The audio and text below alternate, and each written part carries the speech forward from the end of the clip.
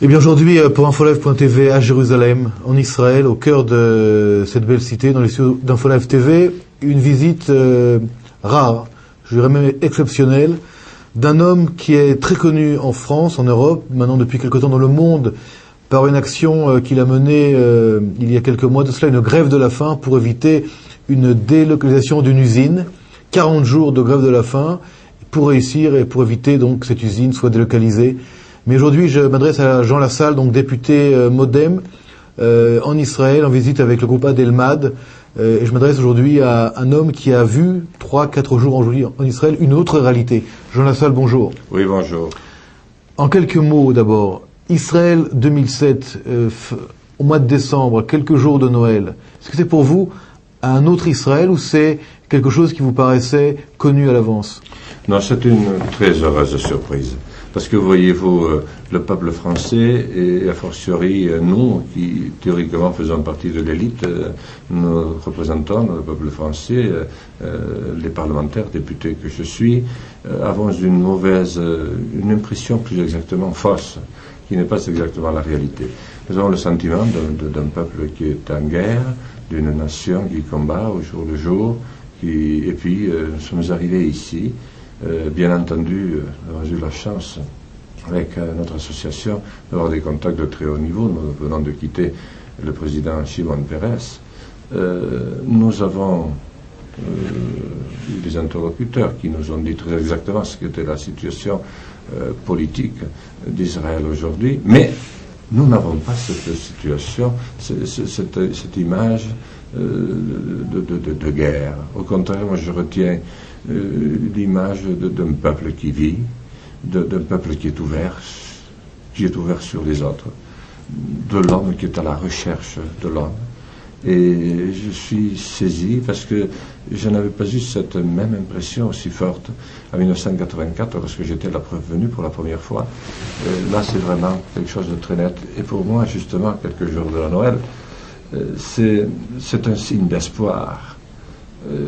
Israël constitue un signe du reste pour l'ensemble de l'humanité, pour cette histoire hors du commun, une histoire comme il n'y en a pas d'autre, il n'y en a aucune autre comme celle d'Israël.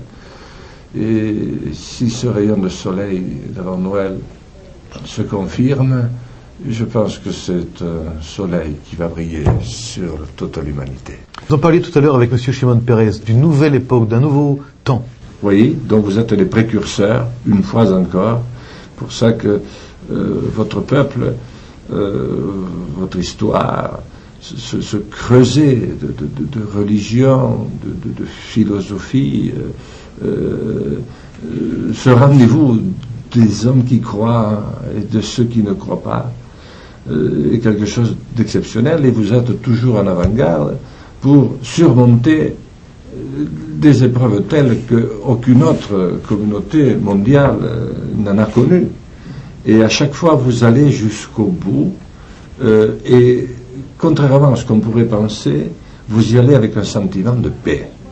C'est-à-dire qu'après avoir laissé autant des vôtres, comme jamais personne n'en laissa, dans des conditions aussi tragiques, vous avez trouvé moyen de faire naître de la verdure sur le désert. Et puis maintenant, vous êtes en train de parler avec des hommes qui ont partagé cette terre, et vous êtes peut-être en train de créer un nouveau processus dans l'histoire de la relation entre les hommes. Et c'est très nouveau, parce que ce que vous faites, encore une fois, n'a jamais été fait. Avec les Français et les Allemands, nous avons fait nous aussi. Mais ça ne ressemblait pas. C'était pas la même chose. Malgré tout, nous n'étions pas sur le même territoire. Donc, pour vous, c'est encore plus fort. Et c'est la raison pour laquelle, pour moi, ce pays est une source d'étonnement, de réflexion et d'inspiration permanente. Tout à l'heure, je vous ai demandé, avant d'être un homme politique, ce que vous avez fait. Vous m'avez dit, j'étais berger. Je voudrais vous rappeler, monsieur Jean Lassalle, que le plus grand roi des Juifs, le roi David, était d'abord, avant d'être un roi, avant d'avoir même combattu Goliath, était aussi un berger. Et sans faire évidemment de comparaison historique, Le fait d'avoir connu la terre, d'avoir connu vraiment, ça veut dire cette relation charnelle et sans équivoque avec la terre et ensuite avec les hommes qui vivent sur cette terre, ne vous donne pas aujourd'hui une vision un petit peu différente, une vision plus apaisée mais aussi beaucoup plus puissante? Je pense que progressivement, c'est la vision qu'auront de plus en plus nos concitoyens. Vous savez, je suis de plus en plus convaincu que nous devons inventer pour ce monde une nouvelle façon d'être, une nouvelle gouvernance, une nouvelle façon de mettre en valeur les peuples et leur histoire. La toute première chose que demande un homme, c'est à manger. Et la deuxième qu'il demande, c'est une identité. Or, aujourd'hui, nous avons tout mélangé. Et nous avons tout perdu. Et ce qui fait que 5 milliards d'entre nous ne mangent plus. Et les 6 milliards de la planète n'ont pratiquement plus d'identité. C'est ça la très terrible crise de l'âme, mais aussi de l'esprit à laquelle nous avons à faire face. Alors, je pense que les bergers, effectivement, sont confrontés bien des fois à cette situation. C'est la situation du « je ne sais pas comment aller là » avec le troupeau, pour qu'il trouve la meilleure herbe, pour qu'il évite les dangers du brouillard, lorsque le brouillard se pose sur vous et qu'il vous cloue sur place. Je me souviens de ce que me disait mon père toujours, quand le brouillard est là, ne prends pas l'initiative, n'avance pas, attends que le soleil revienne. Et tu verras à ce moment-là que tu n'as pas perdu de temps, tu n'as pas basculé du haut d'une falaise, tu ne t'es pas brisé les os, et tu n'as pas perdu ton troupeau. Tandis que si tu as fait, sinon tu feras fausse route. Donc, il y a cette histoire, très vieille histoire de berger. Je crois que c'est encore vous qui allez certainement le montrer. Et il faut que les hommes reapprennent à redevenir des hommes actifs, des hommes qui prennent en charge leur propre destin. Et prenant leur propre destin, ils prendront en charge le destin de leur terre. Parce que notre terre, c'est notre mère.